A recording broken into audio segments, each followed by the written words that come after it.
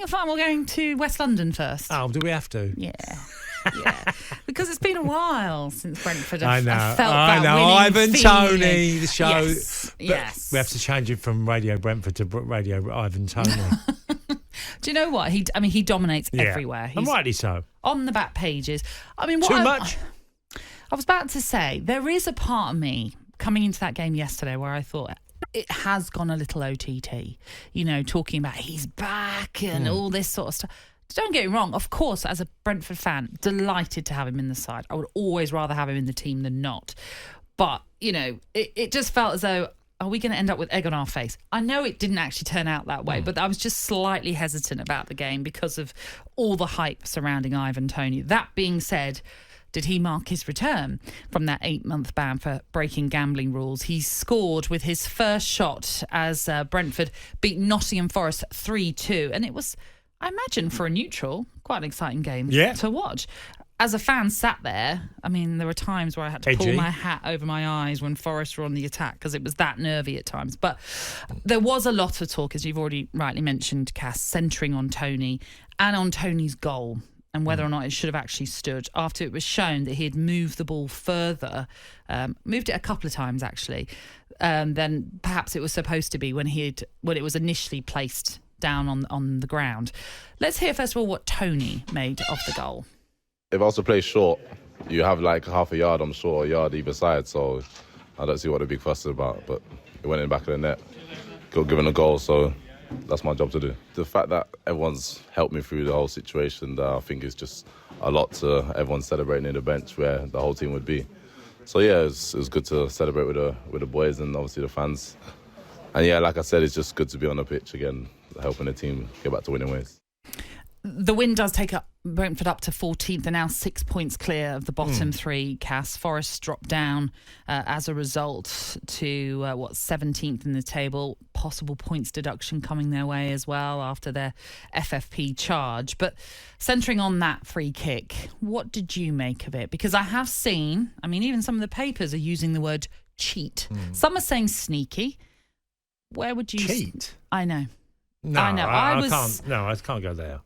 No, go on then. Well, okay, let's look at it. I'll sound biased, so let's hear your unbiased view. If you're looking at football, football's always been controversial, hasn't it? Yeah. You know, there's lots of things that happen in games that we all talk about, and the laws keep changing on a regular basis, year by year, and everyone looks for a new line in the sand. And now we've got the one with did he move the ball? Well, loads of free kick takers move the ball slightly. Do you know what? Loads of balls charge the ball towards the ball or get closer to the wall every time there's a free kick around the box. So if you're going to go down the road of, right, now we've got to stop players moving the ball slightly, well, maybe if the players were paying attention and the goalkeeper recognised that he'd moved the ball, maybe you need to move and then maybe the wall needs to move slightly. I know, there's no reason why the wall couldn't have moved. It wasn't an advantage. It was the fact that the wall didn't move alongside. Yeah. I mean, we're talking small distances here. Yeah.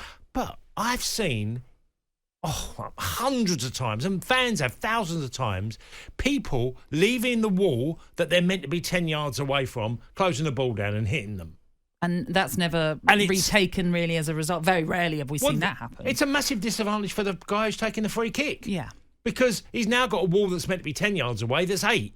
And sometimes even shorter. I mean, in all fairness, Cass, and this is going to sound biased, but I genuinely think that, one, I don't think the wall was 10 yards anyway. No. If you look at it, I don't think it's 10 yards away. What annoys me is because of what happened with Ivan Toney and he's returned from this betting ban, he's now being labelled a cheat. That's going to stay with him, unfortunately, for a long time. Even though technically he didn't cheat, he just didn't follow the rules. It's not cheating what he did. He gambled. That's all he did. So he didn't actually cheat. But people are now saying, and I saw it on Twitter, saw it on social media, once a cheat, always a cheat. I took offence to that because I was thinking, actually, he hasn't done anything wrong in the sense, you said it, players will always move the ball a little bit when it comes to a free kick. How many times do we see a throw-in taken from the point it should be thrown in?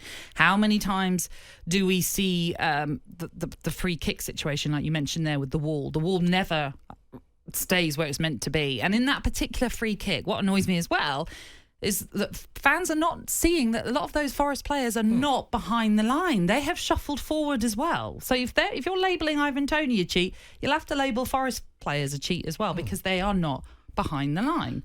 So I don't get, equally at the same time, I do understand why it's being picked up, and I do understand why there's maybe an element of bitterness towards it, just because it's been highlighted that he's moved the ball.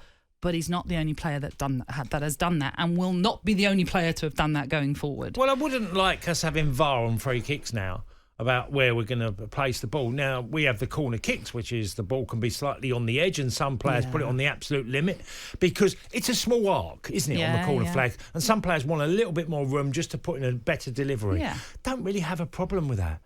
Deal with it. Deal with the cross. You know, we saw it in the Arsenal game. It does feel it's slightly deflecting from the fact that Forest didn't defend it well enough. No, they didn't. The wall didn't do its job, and you could argue the keeper, is, like you mentioned, has not moved the wall along, which he should be doing. He should be directing. Well, even one of his own players, I think it is Yates. Yates, yeah. Well, but Yates is one of those that's in front of the line when the free kick is taken, by the look of it. So, but yes, absolutely. You see Yates remonstrating by the sort of trying to indicate, I think we need to shuffle over, and yet he's pulled straight back into the wall. Yeah, let's just invent another 10 laws to stop this. And I didn't think it was even... Well, I didn't even think...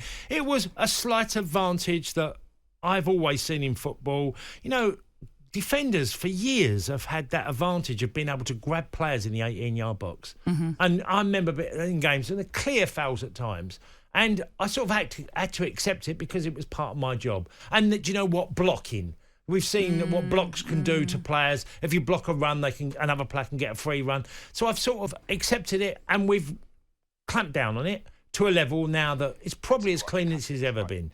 But come on, this free kick was for me was not an issue to talk about. Of certainly cheating is ridiculous. It's laughable to suggest that. I think the same as well. But just going back onto the whole game on Ivan Toney's performance, because I read a stat as well. His last goal for Brentford before he returned yesterday was a free kick against Nottingham Forest. His first goal back is a free kick against Nottingham Forest, which is quite bizarre in itself. But what did you make? He was man of the match. Yeah.